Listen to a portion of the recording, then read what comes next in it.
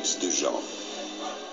Révélation de Jésus-Christ que Dieu lui a donnée pour montrer à ses serviteurs les choses qui doivent arriver bientôt, et qu'il a fait connaître par l'envoi de son ange à son serviteur Jean, lequel par sa vision a attesté la parole de Dieu et le témoignage de Jésus-Christ.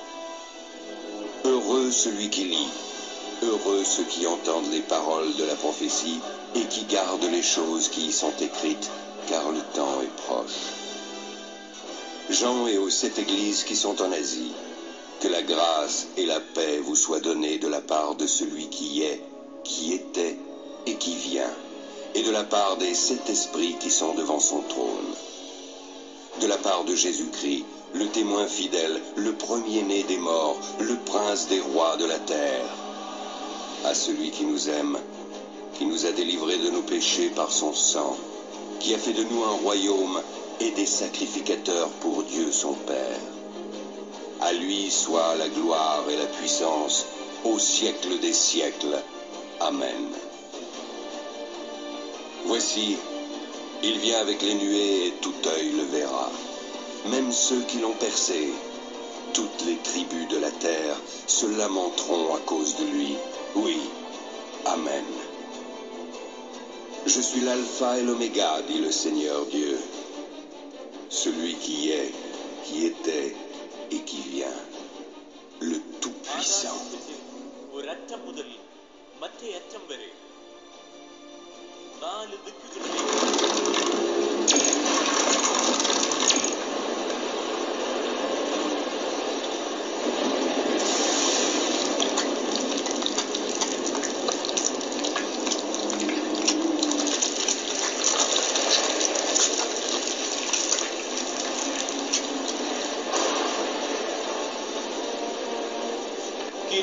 ശബ്ദത്തോടെ വേർപെട്ടുപോയ അസ്ഥികൾ തമ്മിൽ ചേർന്ന് ശരീരം ധരിച്ച് മരിച്ചവരെല്ലാം ജീവൻ പ്രാപിക്കും.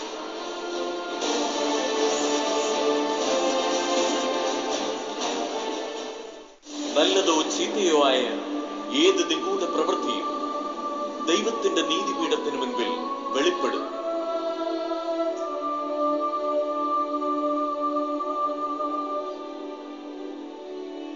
ഗ്രന്ഥങ്ങൾ തുറക്കപ്പെടും.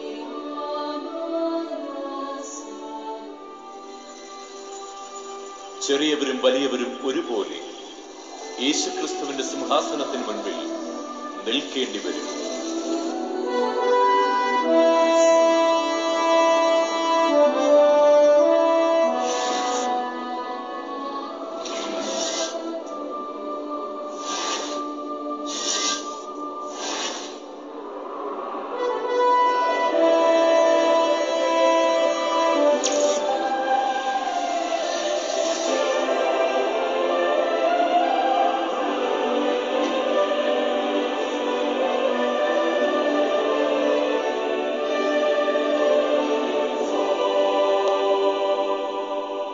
താങ്കളുടെ പ്രവൃത്തികൾക്കനുസൃതം ഓരോരുത്തരും തന്ത്രപൂർവം ഭാര്യയെ അഗ്നിക്കിരയാക്കി മറ്റൊരു സ്ത്രീയെ സ്വന്തമാക്കിയ ഒരു മനുഷ്യൻ.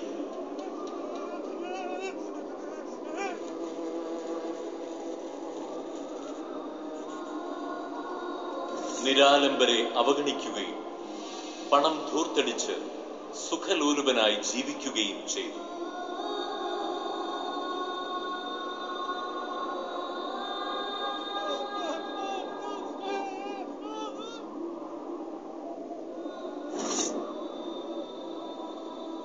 മകളെ പീഡിപ്പിച്ച ഒരു പിതാവ്.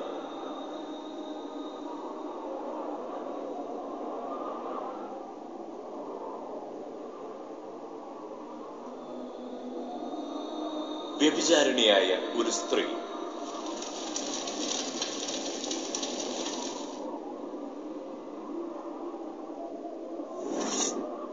രോഗികളെ അവഗണിച്ച് സമൂഹത്തെ കൊള്ളയടിച്ച് ധനമോഹിയായ ഒരു doctor.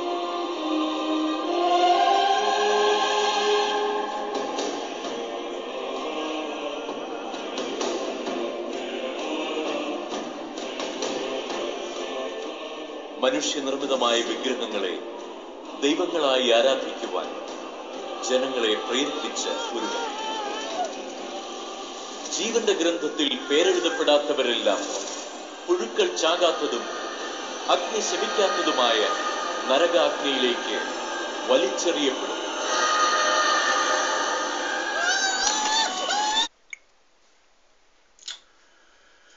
Bonjour à tous. Comme vous venez de le voir dans la vidéo, on parle du jugement dernier. C'est un épisode qui, dans l'eschatologie chrétienne, annoncerait le jugement de tous les humains. En fonction du contenu de leurs actes, les uns seront jetés dans la fournaise de l'enfer et les autres, qui n'avaient pas commis de grands péchés, seront recouverts d'un manteau blanc et promis au paradis. Comme je l'avais expliqué dans certaines de mes vidéos, la vision du paradis et de l'enfer, telle que nous le présenteraient les différentes religions, ne correspondrait pas à la réalité. Dans la dimension des esprits, il existerait 7 plans spirituels, qui sont des mondes lumineux qui se superposeraient dans la 4e dimension, celle des esprits. Sur ces plans, on y trouverait toute une variété de paysages, maisons, bâtiments, qui, à la différence de la Terre, vibreraient sur une fréquence spirituelle. Ce qui lui donnerait un aspect lumineux, c'est-à-dire qui donnerait un aspect lumineux à ces 7 plans spirituels. Certains prêtres théologiens chrétiens avaient souvent évoqué la présence des 7 cieux. Le Coran, lui, nous parle des 7 ciels que Dieu aurait placés au-dessus de nous. Eh bien, ces 7 ciels dont parlait le Coran correspondent en fait à ces 7 plans spirituels sur lesquels évolueraient toutes les âmes. Lorsqu'une âme incarnée se conduit mal sur Terre, elle fera automatiquement vibrer la fréquence de son âme sur une longueur d'onde bien précise. Plus on fait du mal et plus les vibrations qui animent notre âme vont ralentir. Et après la mort, ce genre d'âme rejoindra la sphère spirituelle qui correspondra à la fréquence de son âme.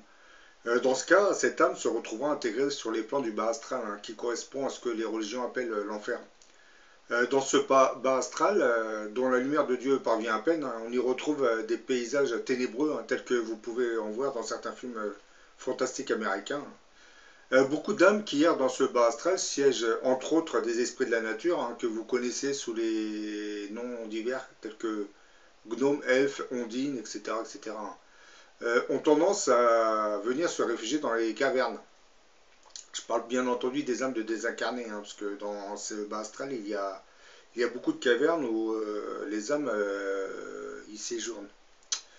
Beaucoup d'âmes dont la fréquence vibratoire les maintient dans ce lieu, dit le bas astral, y camperaient pour ensuite venir posséder le corps des vivants afin d'assouvir leur penchant matériel qu'ils avaient connu lors de leurs incarnations terrestres. Dans ce bas astral, il existerait entre autres une multitude de bâtiments où seraient enfermés des groupes d'âmes qui s'étaient conduits en véritables criminels de guerre lors de leurs incarnations terrestres. Et au-dessus de la première sphère spirituelle, il existerait la deuxième sphère qui, elle, commence à recevoir un peu plus de lumière que celle du bas astral. Dans cette deuxième sphère, les paysages paraissent beaucoup plus lumineux. Les âmes qui y vivraient dans des villages, et on y trouve entre autres des bâtiments qui sont destinés à la réincarnation des âmes sur Terre. Lors des expériences de mort imminente, certaines âmes qui franchissent le tunnel se retrouvent en général dans la deuxième sphère spirituelle. Ce genre d'âmes n'ont pas commis de grands péchés sur Terre, donc la fréquence vibratoire qui anime leur âme est accélérée.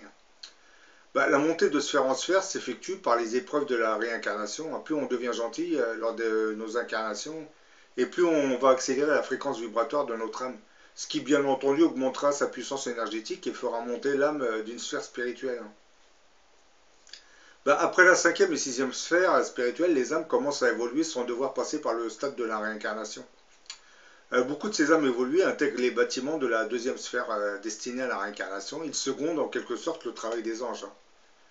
Lorsque des hommes ou femmes sont victimes d'accidents sur Terre et qu'ils font des expériences de mort imminente, ils se retrouvent en train de franchir un tunnel qui les conduira vers la deuxième sphère spirituelle.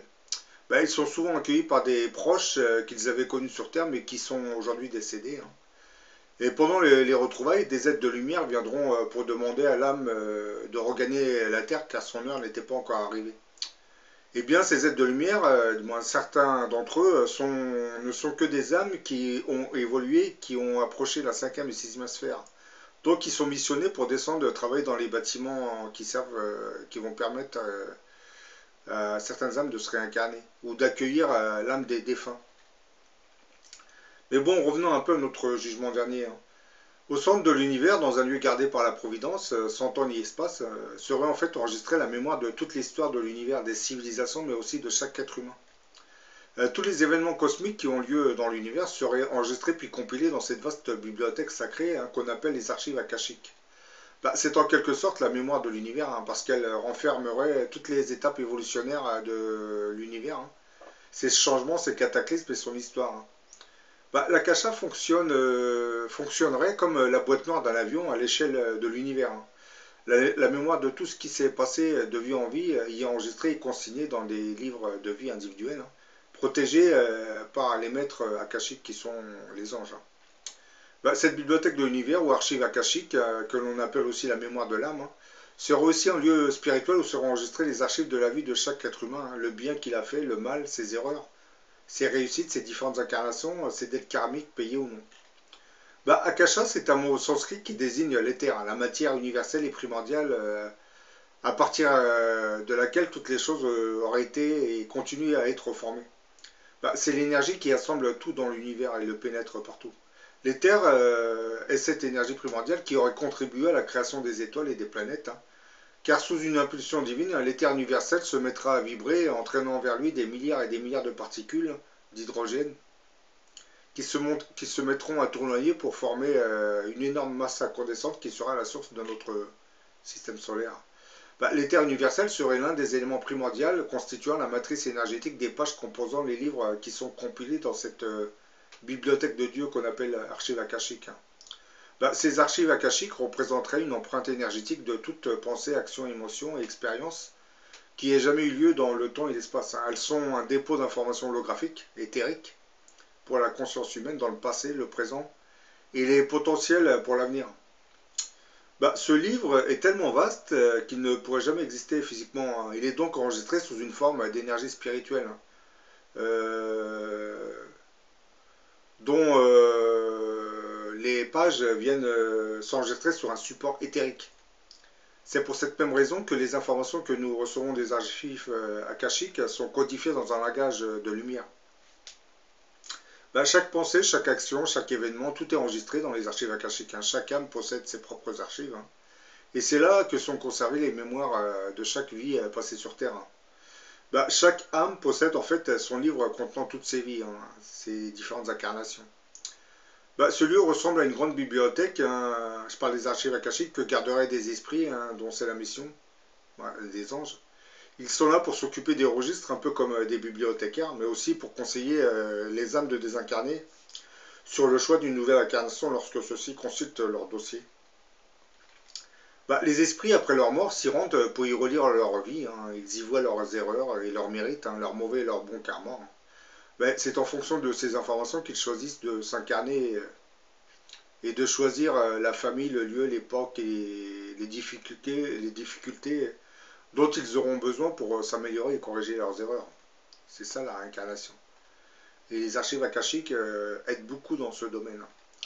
Ils y trouveront toutes les indications qui leur fourniront un schéma pour une prochaine incarnation. Et je tiens à préciser, les âmes ne peuvent pas s'incarner sans l'autorisation du conseil d'ange, je le précise. Ils peuvent visiter les archives akashiques, mais sans une autorisation, ils ne pourront pas s'incarner, donc ils doivent passer par le conseil. Lorsque le conseil d'ange valide l'incarnation, l'âme est immédiatement connectée à l'âme de sa mère, à la personne qui va le porter biologiquement parlant. C'est des énergies qui se mettent en route dès que l'autorisation est donnée par les anges, c'est automatique. Sans l'autorisation, ces contacts, ces connexions ne se mettront pas en route. Oui.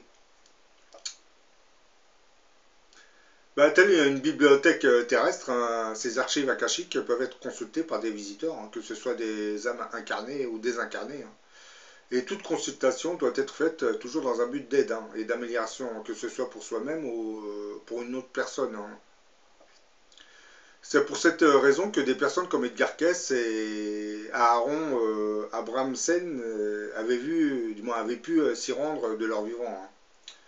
Les esprits guides, dont la mission est de communiquer avec le plan terrestre, peuvent également avoir accès à ces renseignements quand ils sont sollicités par l'intermédiaire d'un médium. Ils se rendent alors aux archives akashiques, retrouvent le livre du consultant et retransmettent les informations qu'ils élisent au médium. Le gros médium américain, Edgar Cayce, qui je le pense était missionné par Dieu, venait souvent se promener dans ce genre de bibliothèque car il en avait l'autorisation. Sa mission première consistait à faire connaître au monde l'existence de l'âme et de la réincarnation. Et surtout, nous apprendre l'existence de l'ancienne civilisation de l'Atlantide. Et lors d'une conférence qu'il donnera en 1931 au Case Hospital, il nous donnera une brève description de ce qu'est cette bibliothèque de l'univers. Bon, je dirais la bibliothèque de Dieu, carrément. Bon, là, je vous cite ce que Edgar Cayce disait. Laissez-moi maintenant vous parler d'une expérience personnelle. J'ai eu l'impression d'une expérience particulièrement réelle, qui pourrait donner une assez bonne idée de ce qui se passe au moment de la mort. Pour autant qu'il soit possible d'en parler avec de simples mots, une fois pour obtenir des informations concernant l'individu et me rendant donc au niveau du subconscient, j'eus l'impression de sortir de mon corps. Devant moi, il y avait une espèce de ligne droite, étroite et droite, comme un rayon de lumière blanche. De chaque côté de cette ligne, il y avait du brouillard et de la fumée, ainsi que de nombreuses silhouettes qui semblaient implorer mon secours, me demandant de venir sur le plan qu'elles occupaient. Au fur et à mesure que je suivais le rayon de lumière, le chemin commença à s'éclaircir. De chaque côté, les silhouettes devenaient toujours plus distinctes, elles prenaient une forme précise, mais sans cesse, on me rappelait que on tentait de m'écarter de mon chemin pour me faire oublier le but de ma mission. Pourtant, avec les 3 passages qui s'ouvraient en avant de moi, je continuais à avancer tout droit. Après quelques instants, je passais à un endroit où les silhouettes n'étaient plus que des ombres qui essayaient de me pousser en avant plutôt que de m'arrêter. Puis au moment où leurs contours se précisaient, elles ne semblaient plus préoccupées que par leurs propres activités. Finalement, je parviens au pied d'une colline où se trouvait un petit monticule et un temple. Je pénétrais dans le temple et me retrouvais dans une vaste pièce, ressemblant à une bibliothèque. Elle était remplie des livres de vie des hommes. Il semblait y avoir un volume pour chaque personne contenant toutes ces activités. Et je n'eus plus qu'à retirer des rayons le volume concernant l'individu qui m'intéressait, pour lequel j'étais venu chercher ces informations. Là, vous voyez, il précise que lorsqu'il est rentré dans le subconscient de la personne venue le consulter, il s'est retrouvé envoyé vers cette bibliothèque. C'est comme ce que je vous disais dans d'autres vidéos, notre subconscient est relié aux archives akashiques, puisque le livre de vie qui est présent dans cette bibliothèque est connecté à notre subconscient.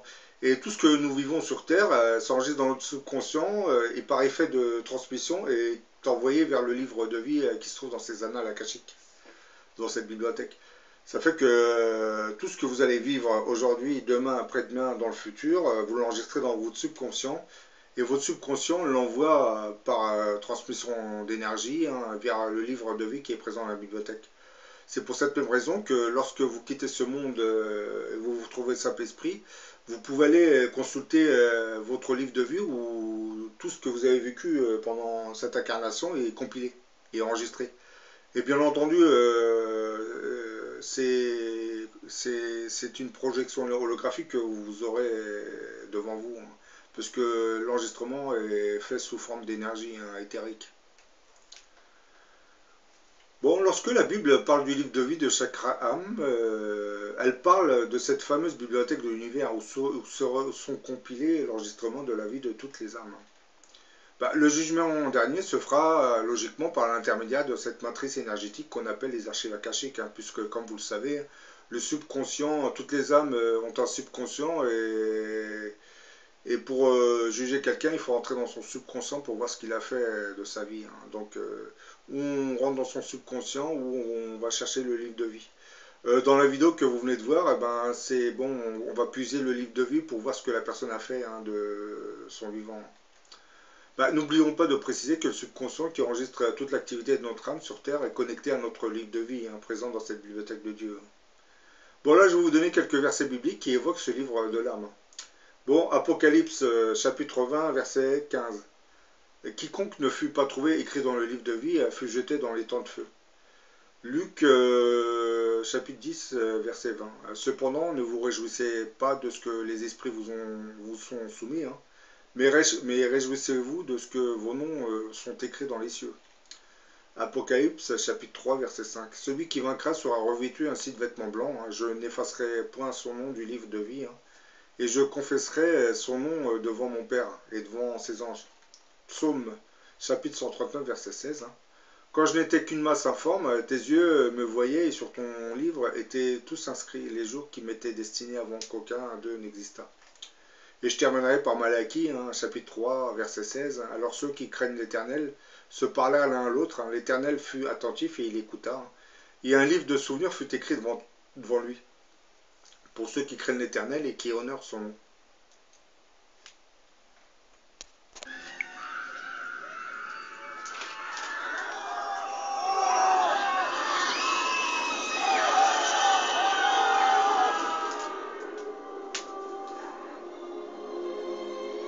ജീവന്റെ ഗ്രന്ഥവും തുറക്കപ്പെടും.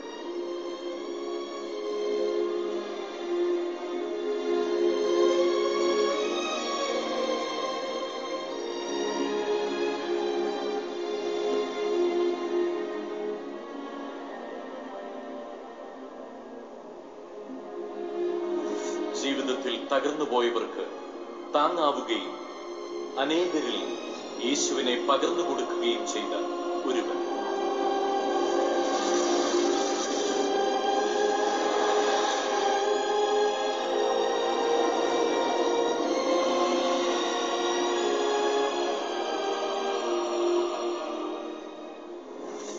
ഇല്ലായ്മയിൽ നിന്നും സുവിശേഷത്തിനു വേണ്ടി സഹായിക്കുകയും ദൈവവചനപ്രകാരം ജീവിക്കുകയും ചെയ്ത ഒരു സ്ത്രീ.